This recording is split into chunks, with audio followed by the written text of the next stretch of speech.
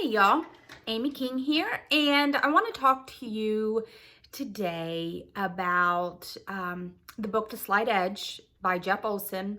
I've done another video about it, or two maybe, I can't remember, but this is a recap of the entire book. So this may be a little lengthy, but stick with me. I think you will find value in what he has to say. So the premise of the book is that there are two curves in life. One is a success curve and one is a failure curve. And it looks like a hockey stick. Both curves look like a hockey stick that is lying down. And so the success curve would be the handle of the hockey stick and then it goes up. The failure curve would be the opposite, the handle of the hockey stick and then it suddenly curves down. So where I'm going to start is in chapter 2. In chapter 1, what he talks about is basically the story of this beach bum who was on that failure curve, and versus the story of this guy who was very successful in college, right out of college, really got a good start in his career, and the differences between the two. So in chapter 2, he's talking about that there is this slight edge. And what is this slight edge? We know the how-tos. If you've done any personal development or self-help, you've read all the things. But there's this missing ingredient for the slight edge to work, and this is what he is talking about in chapter 2. And forgive me, I will be reading a lot from my notes.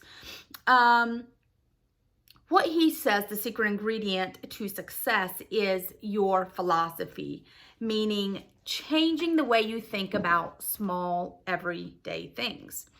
It's the attitudes behind the actions that keep those actions in place. Emotions change like the wind and you can't stop them. I love this.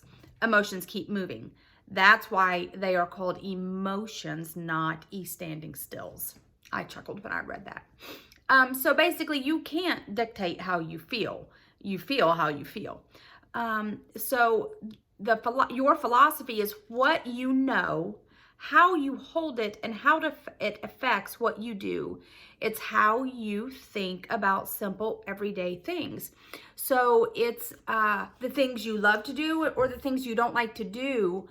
How are you thinking about those things? Because it's going to affect you. A positive philosophy turns into a positive attitude, which turns into positive actions, which turns into positive results, which turns into a positive lifestyle or a positive life.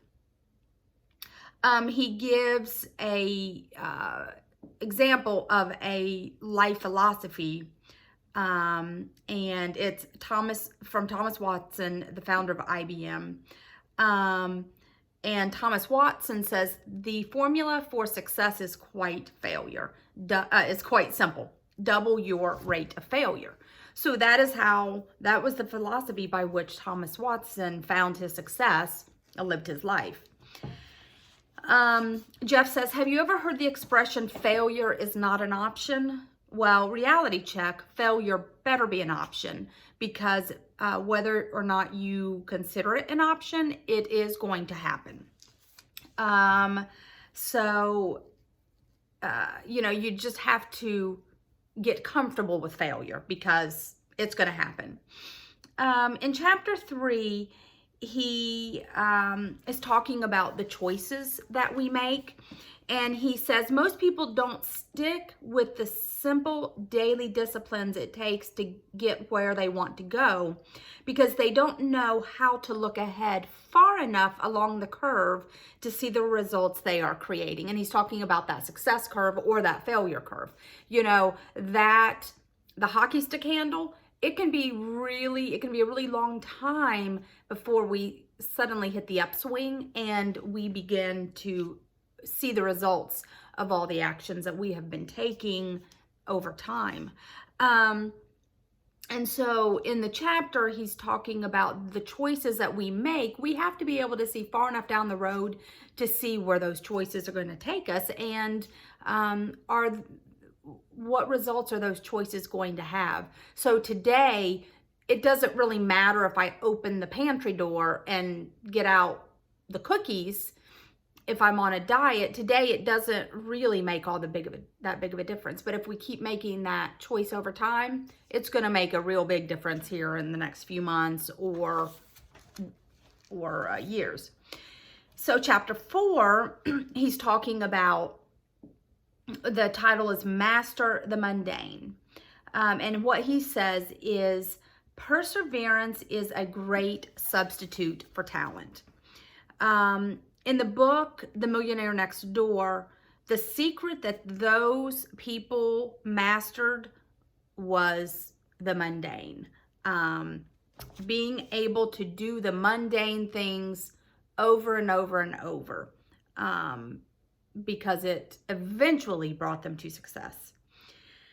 He poses the question, why don't people do slight edge habits that bring phenomenal results? Number one, they're easy to do, but they're just as easy not to do. The successful and unsuccessful both do the same basic things in their lives, day in and day out. But the difference lies 100% in which of the mundane actions you choose. I'm sorry, I'm gonna move this a little bit. I feel like I'm twisting my neck. Sorry, people. Number 2, he says, the second answer to that question about why people don't do the slight edge habits that bring the phenomenal results. Number 2 is the results are invisible. The things that create success in the long run don't look like they're having any impact in the short run because it's too far in the future. Many times when you make the right choice, you don't see the results today. He says success is the progressive realization of a worthy ideal. Success is a process. It is not a destination. And by the time you get the feedback, the real work is already done. So by the time that you are seeing your success, you've done the work. The third answer to that question is that those tasks, they're insignificant. The difference between success and failure is so mundane, most people miss it. It's the philosophy that says what I do right now really doesn't matter. It's those small choices we make that we think it just doesn't count. This isn't going to count. The truth is, what you do every single day really does matter. Successful people are those who understand that the little choices they make matter. And because of that, they choose to do the things that seem to make no difference at all in the act of doing them.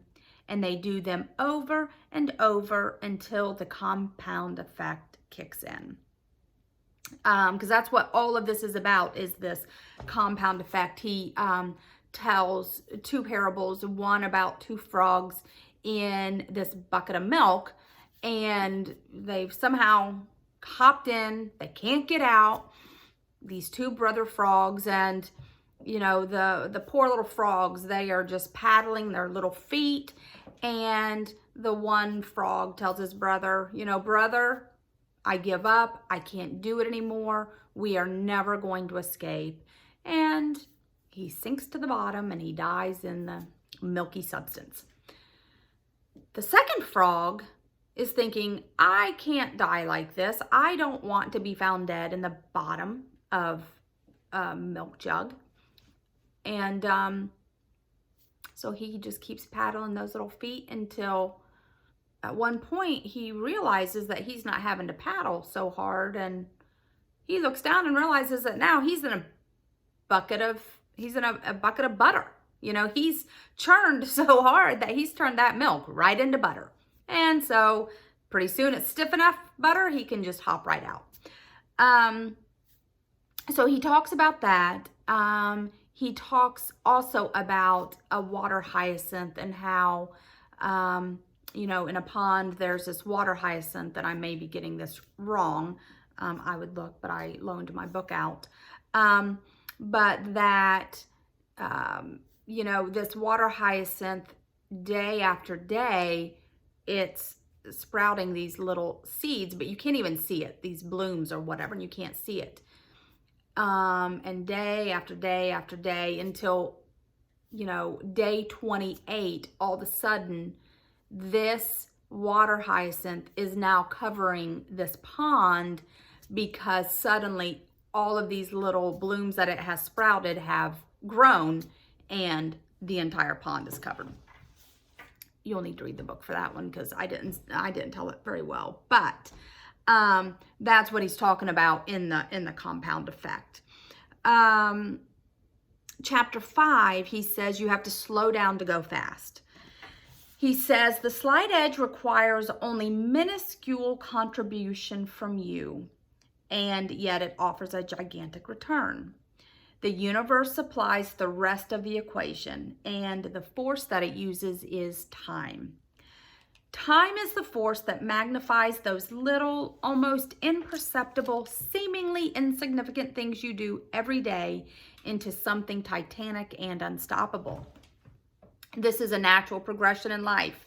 You plant, you cultivate, and finally you harvest. In today's world, everyone wants to go directly from plant to harvest. You know, I think years and years ago, when there was more agriculture, we understood this as a society where there's this rhythm to life. You work hard and you plant, and those planting, that planting season is arduous. I mean, you are working, you know, dawn to dusk to get the seeds in the ground.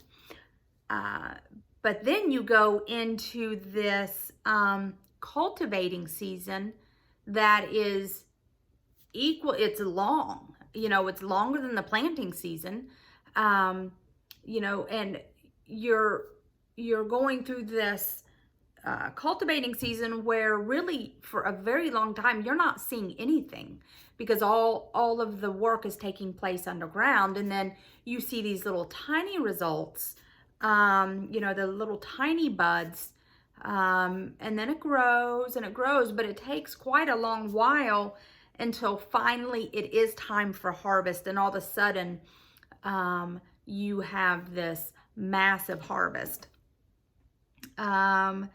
The step where the real power lies is cultivating. This step takes place only through the patient dimension of time. You know, we talk about someday, when I have the money or time, someday when I feel confident, someday when I'm skilled enough.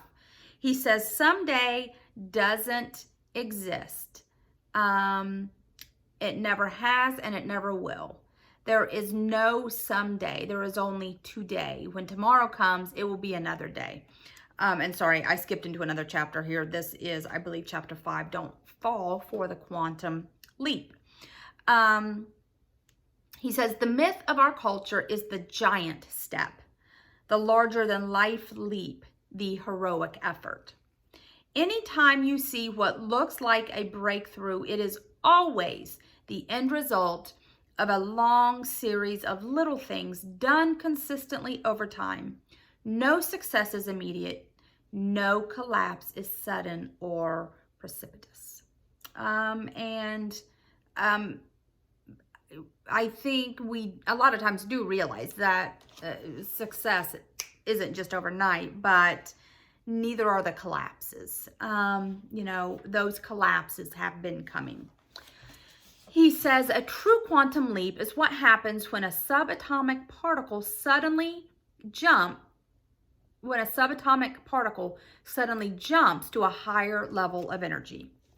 But it happens as a result of the gradual buildup of potential of potential caused by energy being applied to that particle over time. Let me read that again so it's clear. A true quantum leap is what happens when a subatomic particle suddenly jumps to a higher level of energy. But it happens as a result of the gradual buildup of potential caused by energy being applied to that particle over time. An actual quantum leap is something that finally happens after a lengthy accumulation of slight edge effort. And I thought that was a great way to explain that.